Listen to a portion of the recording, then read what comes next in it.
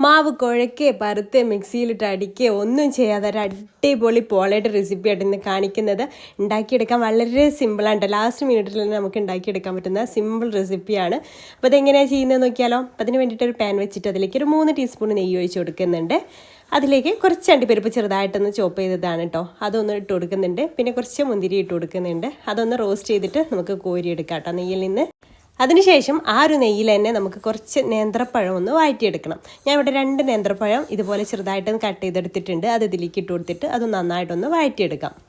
നേന്ത്രപ്പഴം നന്നായിട്ടൊന്ന് വഴന്ന് വരുന്ന സമയത്ത് നമുക്കതിലേക്ക് ചിരവിയ തേങ്ങ ചേർത്ത് കൊടുക്കുക. അത് സ്കിപ്പ് ചെയ്യാതെ തന്നെ ചേർത്ത് കൊടുക്കുക കേട്ടോ. അതിലേക്ക് ഒരു 1/2 കപ്പ് ചിരവിയ തേങ്ങ ചേർത്ത് കൊടുക്കുന്നുണ്ട്. അപ്പോൾ അതും ചേർത്തിട്ട് നന്നായിട്ടൊന്ന് മിക്സ് ചെയ്തെടുക്കുക. ഇനി ഒരു ഫ്ലേവറിന് വേണ്ടിയിട്ട് ഏലക്കപ്പൊടി ഒരു 1/2 ടീസ്പൂൺ ചേർത്ത് കൊടുക്കുന്നുണ്ട് കേട്ടോ.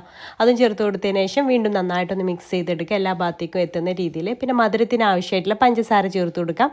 ഞാനൊരു 3 ടേബിൾ സ്പൂൺ പഞ്ചസാരയായിട്ട് ഇട്ട് കൊടുത്തിട്ടുള്ളത്.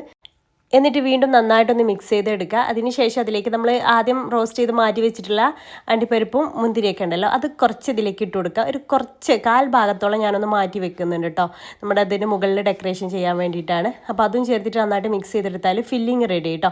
ഇനി നമുക്കിത് എങ്ങനെയാണ് തയ്യാറാക്കി എടുക്കുന്നതെന്ന് നോക്കാം. ആദ്യം ഒരു മുട്ട മിക്സ് റെഡിയാക്കി എടുക്കണം. ഞാൻ 2 മുട്ട എടുത്തിട്ടുണ്ട്. അതിലേക്ക് ഒരു 1/4 ടീസ്പൂൺ ഏലക്കാപ്പൊടിയും 2 നുള്ളു ഉപ്പും ചേർത്തിട്ട് നന്നായിട്ടൊന്ന് മിക്സ് ചെയ്തെടുക്കുക.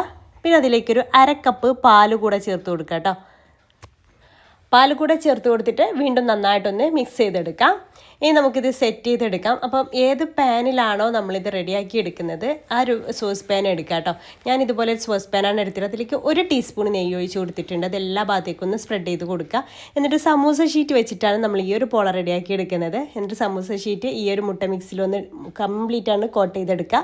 എന്നിട്ട് ആ ഒരു പാനിലേക്ക് വെച്ച് കൊടുക്കുക. ഫുള്ളായിട്ട് കവർ ചെയ്യുന്ന രീതിയിൽ, ഒന്നിൻ്റെ മുകളിൽ ഒന്നിങ്ങനെ ഒട്ടി നിൽക്കുന്ന രീതിയിൽ വേണ്ട ചെയ്തെടുക്കാൻ. സൈഡിലേക്ക് കുറച്ചിങ്ങനെ കയറ്റി വെച്ചിട്ട് വേണം ചെയ്തെടുക്കാൻ. അതിൻ്റെ ഉള്ളിലാണ് നമ്മൾ ഫില്ലിങ് വെക്കുന്നത്.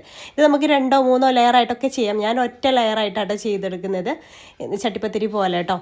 ഇനി അതിലേക്ക് ഈ ഒരു ഫില്ലിങ് കംപ്ലീറ്റ് അങ്ങ് ഇട്ട് കൊടുക്കാം. എന്നിട്ട് ആ സൈഡിൽ പൊങ്ങി നിൽക്കുന്ന ഷീറ്റ് ഉണ്ടല്ലോ, അതെല്ലാം ഇതിൻ്റെ ഉള്ളിലേക്ക് ആക്കി കൊടുക്കുക. എന്നിട്ട് അതിൻ്റെ മുകളിൽ വീണ്ടും ഇതേപോലെ തന്നെ സമൂസ ഷീറ്റ് വെച്ചിട്ട് സെറ്റ് ചെയ്ത് കൊടുക്കുക. അത് വീഡിയോ വിട്ടുപോയതാട്ടോ, വീഡിയോ എടുക്കാൻ വിട്ടുപോയതാണ്. അപ്പോൾ അതും കൂടെ വെച്ച് കൊടുത്തതിന് ശേഷം ബാക്കിയുള്ള മുട്ട മിക്സ് ഇതിൻ്റെ മുകളിലൂടെ അങ്ങ് ഒഴിച്ചു കൊടുക്കുക. അപ്പോൾ കറക്റ്റായിട്ട് ഒരു സമൂസ ഷീറ്റ് വെച്ചിട്ടാണ് ചെയ്തതെന്ന് മനസ്സിലാവില്ല കേട്ടോ, ഇങ്ങനെ മുട്ട മിക്സ് കൂടെ മുകളിലേക്ക് ഒഴിക്കുമ്പോൾ.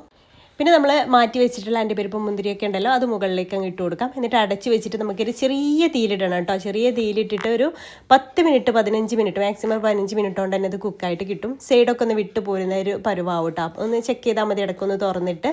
മുകൾ ഭാഗമൊക്കെ ഡ്രൈ ആയിട്ടുണ്ടാവും. അപ്പോൾ സൈഡൊക്കെ ഇതുപോലെ സ്പാച്ചിൽ വെച്ചിട്ട് ഇതുപോലെ അങ്ങ് ആക്കി കൊടുത്താൽ മതി. ഇപ്പോൾ പെട്ടെന്ന് തന്നെ വിട്ട് കിട്ടും. ഇനി വേറൊരു പാൻ എടുക്കുക. ആ ഒരു പാനിലേക്ക് നെയ്യ് തടവി കൊടുത്തിട്ടുണ്ട് കേട്ടോ. എന്നിട്ട് അതിലേക്ക് ഇത് മറിച്ച് കൊടുക്കുക. ആ ഒരു ഭാഗം കൂടി ഒന്ന് അങ്ങ് ചൂടാക്കി എടുക്കാൻ വേണ്ടിയിട്ടാണ്. അപ്പോൾ അത് മറിച്ചിട്ട് കൊടുത്തിട്ടുണ്ട്. അപ്പോൾ അതാ കറക്റ്റായിട്ട് ഒട്ടും കരിയാതെ അടിപൊളിയായിട്ട് നമ്മുടെ പോള കിട്ടിയിട്ടുണ്ട് കേട്ടോ. എന്നിട്ട് ആ ഒരു ഭാഗം 2 മിനിറ്റ് ഒന്ന് ചൂടാക്കി എടുത്ത ശേഷം നമുക്കൊരു പ്ലേറ്റിലേക്ക് സെർവ് ചെയ്യാം. ഞാനിപ്പോൾ ഒരു മധുരമുള്ള ഫില്ലിംഗ് ആണല്ലോ റെഡിയാക്കി എടുത്തിട്ടുള്ളത്, പഴമൊക്കെ വെച്ചിട്ട്. നിങ്ങൾക്ക് വേണമെങ്കിൽ ചിക്കൻ്റെ ഫില്ലിംഗ് ഒക്കെ ഈ രീതിയിൽ തന്നെ ചെയ്തെടുക്കാം കേട്ടോ. അടിപൊളി ടേസ്റ്റാണ്. ഇഷ്ടമായിട്ടുണ്ടെങ്കിൽ ട്രൈ ചെയ്ത് നോക്കുക. ട്രൈ ചെയ്ത് നോക്കുന്ന സമയത്ത് ഫീഡ്ബാക്ക് അറിയിക്കാം കേട്ടോ. സിമ്പിളല്ല റെഡിയാക്കി എടുക്കാൻ വേണ്ടിയിട്ട്. ഇപ്പോൾ നമ്മൾ എന്തെങ്കിലും സ്നാക്കൊക്കെ കുട്ടികൾ നോമ്പിൻ്റെ സമയത്തൊക്കെ തയ്യാറാക്കി എടുക്കണം എന്നൊക്കെ പറയുന്നുണ്ടെന്നുണ്ടെങ്കിൽ പെട്ടെന്ന് റെഡിയാക്കി കൊടുക്കാൻ പറ്റുന്ന ഒരു അടിപൊളി ആയിട്ടാണ്. ഇഷ്ടമായാൽ ലൈക്ക് ചെയ്യാനും ഫോളോ ചെയ്യാനും